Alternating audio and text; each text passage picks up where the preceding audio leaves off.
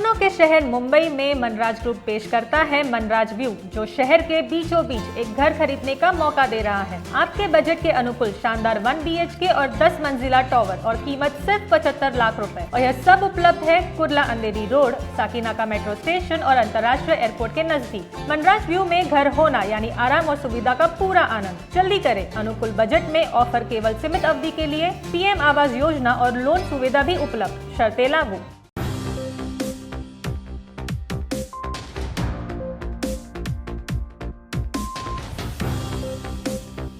DRB news में आप सभी का स्वागत है। मैं हूं सैयद सलमान और आज हम बात करेंगे लोकायुक्त के मुद्दे पर। महाराष्ट्र के नवनियुक्त Lokayukta VM justice VM Kanade ji पर, और बात करेंगे हमारे साथ इस वक्त जो इस विषय पर वो हमारे अतिथि अनिल गलगिली जी, प्रसिद्ध RTI एक्टिविस्ट। आपका बहुत बहुत स्वागत है। नमस्कार अनिल जी, ये मसला बहुत ही कई दिनों से चर्चा में था। लोकायुक्त की नियुक्ति का लेकर कई दिनों से अधर में अटका हुआ था और आखिर में ये नियुक्ति हो ही गई, शपथ विधि भी हो ही गई आखिर में। ये क्या पूरा मसला क्या था और ये क्यों इतना इंतज़ार करना पड़ा?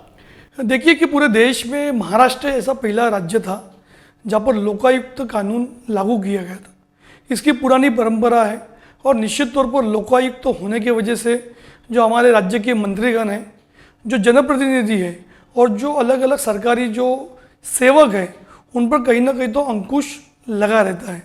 दुर्भाग्य से महाविकास आघाड़ी की सरकार चुनकर आने के बाद आज 1 साल के बाद भी इस लोकायुक्त पद की नियुक्ति नहीं की गई थी। हमने इस बारे में जब माननीय राज्यपाल, माननीय मुख्यमंत्री को चिट्ठी लिखी और उन्हें बताया कि आखिर ये लोकायुक्त पद कितना महत्वपूर्ण है और इस पद को क्यों रिक्त रखा जा रहा है, तब जाकर गत दिनों माननीय राज्यपाल कोश्यारी जी ने, जो मुख्यमंत्री उद्धव ठाकरे की सलाह पर जस्टिस VM कानडे के नाम की सिफारिश की थी, उसे मुहर लगाई, उसे मंजूरी दी और आज हम इसका शपथ विधि आंखों देख रहे हैं। ये एक कितना ज़रूरी था महाराष्ट्र के लिए? क्योंकि देखिए, लोकायुक्त का और पारदर्शिता का, RTI कानून का जिस तरह से आंदोलन चला महाराष्ट्र में, वो चाहे अन्ना हजारे जी रहे हों, चाहे अन्य लोग रहे होंगे, आप सभी लोग भी इसमें लगे हुए थे। तो ये कितना ज़रूरी समझते हैं आपके इस लोकायुक्त के आने से और गति मिलेगी कार्यों में? देखिए, लोकायुक्त का महत्वपूर्ण काम होता है कि जो उनके पास शिकायतें आती है उसका जल्द निपटान करना, उस अधिकारियों को, उन मंत्रियों को बुलाकर उनके स्टेटमेंट दर्ज करना। और जब इस तरह के मामले पाए जाते हैं तो लोकायुक्त सरकार को सिफारिश करता है कि इन पर क्या कार्रवाई हो। भले ही कर्नाटक में आज हम काफ़ी आगे हैं लोकायुक्त में, वहाँ पर छापामारी का भी उन्हें ऑर्डर है, लेकिन दुर्भाग्य से महाराष्ट्र में अधिकार नहीं होने के बावजूद भी आज भी लोकायुक्त की जो उपयुक्तता है, उसकी महत्वता है, वो आज भी बरकरार है। क्योंकि जो पुराने हमारे लोकायुक्त थे मिस्टर तैलानी, वो अगस्त 2020 में रिटायर हुए, लेकिन उन्होंने पिछले 5 सालों में जिस गति से काम किया, अलग अलग जो निर्णय दिए और जो बड़े बड़े बिल्डर हो, बड़े बड़े अधिकारी हो, मंत्रियों पर शिकंजा कसने का काम किया। ये महाराष्ट्र ऐसा राज्य है, भले ही यहाँ पर सिफारिश करनी पड़ती है, लेकिन तो भी लोकायुक्त को लेकर जो एक डर है, जो खौफ है, वो आज भी अफसरशाही हो, चाहे सरकार के मंत्री हो, उन पर बना रहता है। निश्चित तौर पर पिछले 1 साल में कई सारे ऐसे मामले थे, उसे लोकायुक्त न होने की वजह से न्याय नहीं मिल पाया। सरकार ने संजय भाटिया जैसे अधिकारी को उप लोकायुक्त बनाया, मगर लोकायुक्त के अधिकार अलग होते हैं, उप लोकायुक्त के अधिकार अलग होते हैं। आज जो निर्णय लिया गया, आज जब शपथ दे रहे हैं, निश्चित तौर पर महाराष्ट्र की जनता को, क्योंकि आज अदालत है, एंटी करप्शन ब्यूरो है, अलग अलग हमारे पास मंच है, मगर लोकायुक्त पर लोगों को आज भी विश्वास है और वहाँ पर लोग जाते हैं और वहाँ पर निश्चित तौर पर कार्रवाई जो होती है, जो काबिले तारीफ होती है। आने वाले दिनों में इसके क्या एक सकारात्मक संदेश देखने को मिल सकता है इन चीज़ों का?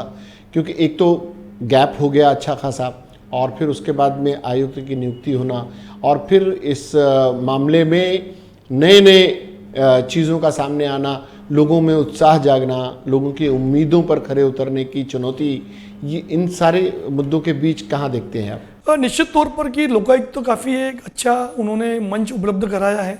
भले ही देरी हो, मगर जो देरी हुई है, लेकिन उसमें भी लोगों को एक प्रकार की राहत मिली है। मेरी लोगों से भी अपील है, क्योंकि आप लोकायुक्त के पास शिकायतें कीजिए, जो भी भ्रष्टाचार आपके आसपास चल रहा है, पारदर्शिता कामकाज में नहीं है, कोई गलत काम कर रहा है, अगर आपको न्याय नहीं मिलता है, चाहे पुलिस डिपार्टमेंट हो, सरकार के विभाग हो या मंत्री महोदय हो, अगर आपको न्याय नहीं मिलता है तो निश्चित तौर पर लोकायुक्त के पास शिकायत कीजिए। वहाँ पर शिकायत का निपटान निश्चित तौर पर होगा। लोकायुक्त की भी जिम्मेदारी इसलिए बड़ी है क्योंकि पिछले 1 साल से ये पद रिक्त था, कई सारे मामले पेंडिंग है, उन्हें भी कहीं ना कहीं तो अलग तरीके से जो पेंडिंग और जो उनका बैकलॉग है उसे पूर्ण करने के लिए काम करना पड़ेगा। मेरी मुख्यमंत्री उद्धव ठाकरे से भी एक अपील है कि आपने लोकायुक्त तो दिया, इसके लिए हम आपको धन्यवाद देते हैं, मगर उसके साथ जो स्टाफ चाहिए, वहाँ पर जो उनको फंड चाहिए उसे भी उपलब्ध कराया जाए। और अगर मुख्यमंत्री उद्धव ठाकरे जी के नेतृत्व में जो सरकार है, जिसमें कांग्रेस भी है, राष्ट्रवादी है, अगर आने वाले दिनों में, क्योंकि कई सारे प्रस्ताव उनके पास पेंडिंग है, लोकायुक्त को अगर मुख्यमंत्री भी उनके दायरे में आ सकता है, इसकी अगर उन्होंने जांच पड़ताल कर अगर उसको भी अगर मुख्यमंत्री को दायरे में लाया तो निश्चित तौर पर ये हमारे महाराष्ट्र के पहले मुख्यमंत्री होंगे जो खुद को लोकायुक्त में दायरे में लाने के लिए पहल करेंगे। यानी इससे एक अच्छा संदेश जा सकता है पूरे देश भर में।